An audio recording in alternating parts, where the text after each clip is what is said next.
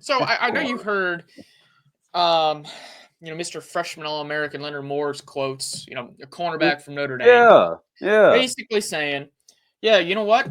We're going to run man-to-man, and we're not going to change who we are. It doesn't matter. Mhm.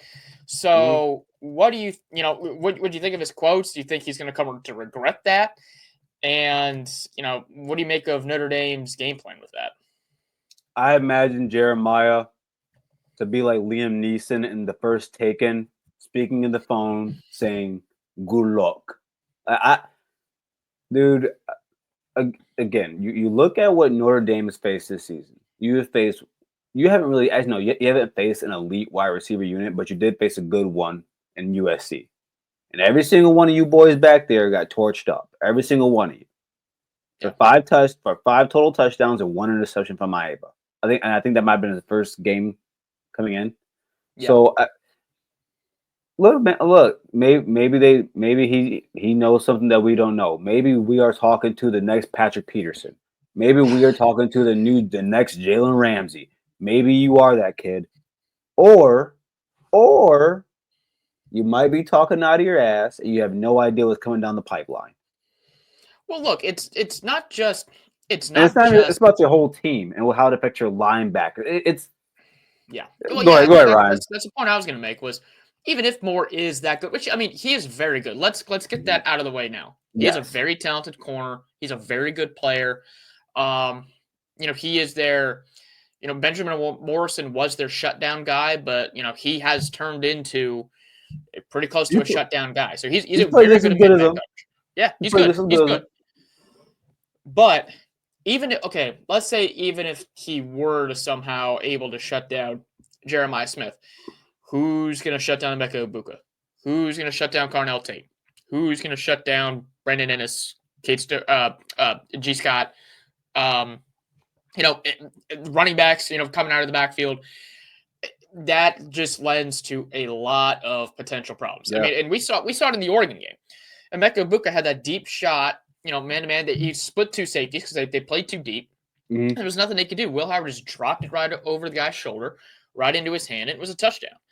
And if Notre Dame plays man-to-man for too long without, doing some switching stuff, then they're not going to be able to stay in that for very long because they're going to get burned.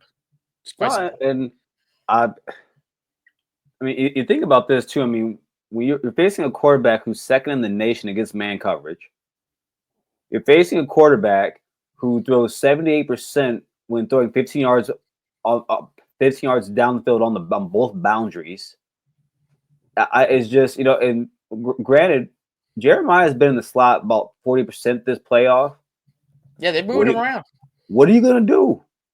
Because I don't care who you put on him right there, he's going to get free release. He's going to get free release. Well, and so maybe they will play man. I don't know. I know they will.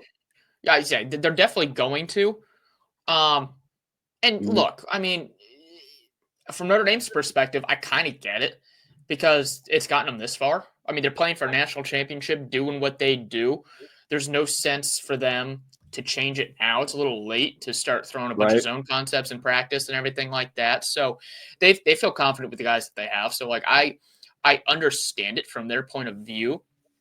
But sitting here as Ohio State fans, I mean, if we saw it before Oregon, I mean, Jeremiah basically said what he was going to do to man coverage. Like he told them he was going to torch him, and that's exactly what he did. So for them to have that, it's weird.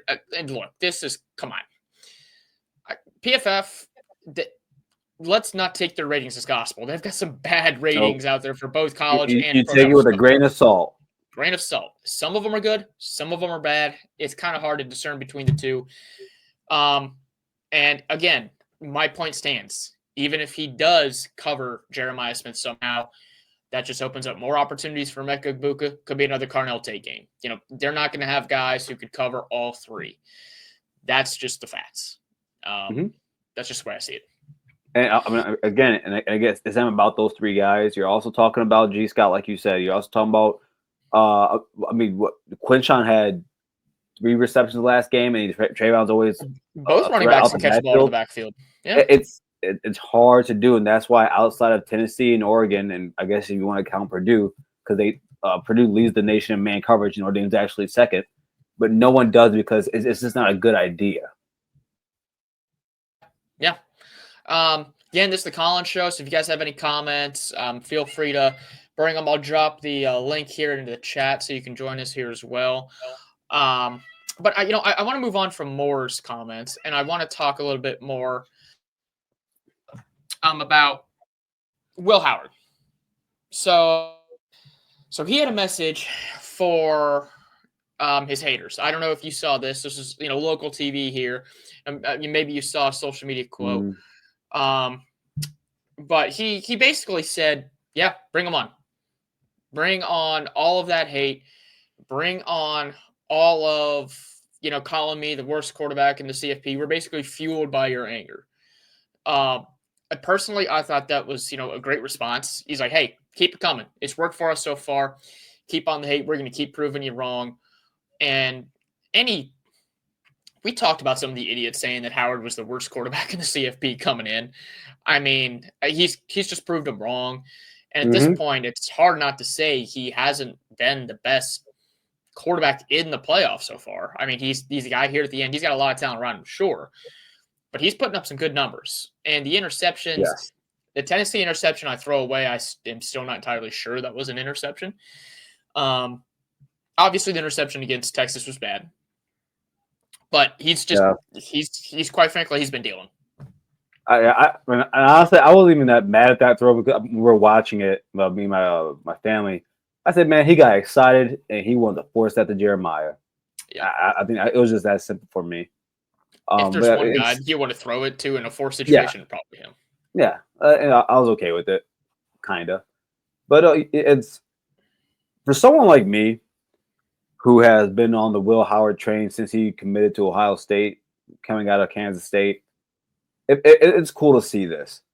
And I'm happy that Will spoke up for himself because all season he's been very quiet about it, hasn't really talked about, the hate that he gets. He defers all the attention positively to his teammates. That's what he does. And to his coaching staff and the fans. He deserves to do this. He deserves to come out and I would have been more demonstrative if I was him. He deserves to talk his shit. And, in one season here at Ohio State, he has been able to lead this team to the national championship game. Yeah. And I believe him, man. I'm right there with him. I wish we had more time with him. I really do. And he mentioned the same thing. He wished he would have had more time. I don't know if that means he regrets going to Kansas State. I'm not sure that's what that means. I just think he's even though it's just been 1 year, he's gotten really close with these dudes, the coaching staff, and they all love playing for each other, and they're glad that they were able to come together for this kind of one last ride for their college careers. And that brings me to the last thing I want to talk about here before we get into the nitty-gritty of the game is I'm sure you saw Jack Sawyer's Players Tribune, what he wrote in the Players Tribune. For those that haven't seen it, he basically had a love letter to Ohio State and basically talked about why he decided to come back. He talked about how he was the first recruit, in the Ryan Day era. Once he knew he was coming over, he was like, hey, I'm coming in. But, everyone knew.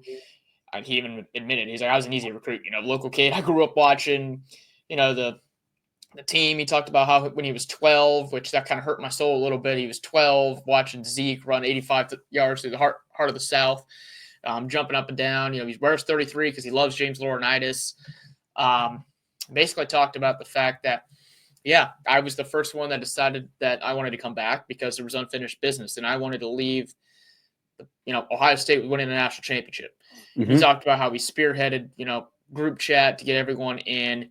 And, it was really cool to see how much he loves the university. And he talked about how much he loves Coach Day, too. He said Day takes a lot of the criticism that he doesn't deserve. He would rather have all of the credit go to the players and have all of the criticism go on to him. And, as a head coach, that is what you should do. But, I thought it was really cool for him to just write that, hey, we've got one more game left. This is my last game as an Ohio State football player. We'll leave it all out in the field, and this is why I came back. What did you think of it? I thought it was an awesome read. I was at home. I was at home today, and I saw it. I stopped what I was doing. I was watching a movie or something. I stopped what I was doing. I said, "Let me read this real quick." It seemed like an article, but it seemed like an open letter, and it was really cool to read. Just his path and seeing his vision on this, and seeing just his path as a young Ohioan kid coming up as a Buckeye, and how that has led him to the mishaps and the tragedy that these guys' career at Ohio State has been. Their tenure at Ohio State has been. It has been tragedy. And then but being able to get to this point where it's not people aren't going to forget, but if there's one way to leave, this is the way to do it. You have that opportunity. It's really cool. Seeing like this. We all knew Jack Sawyer. We saw it on Twitter and all that, but he led this charge on all the guys coming back. Yep. It was funny when he said he went to hide the identity of the guy that waved like 2 days beforehand. Yeah. I was like, I'm pretty sure we can just go easily find that out. But I've got a theory, but I don't know who it is.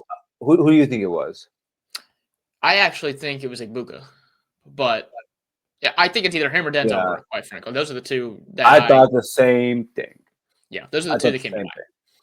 And so, but just to see them all come back for this one purpose and this one reason, this one goal. Say what you want about these guys, but you can't say they haven't been committed to the Ohio State University. So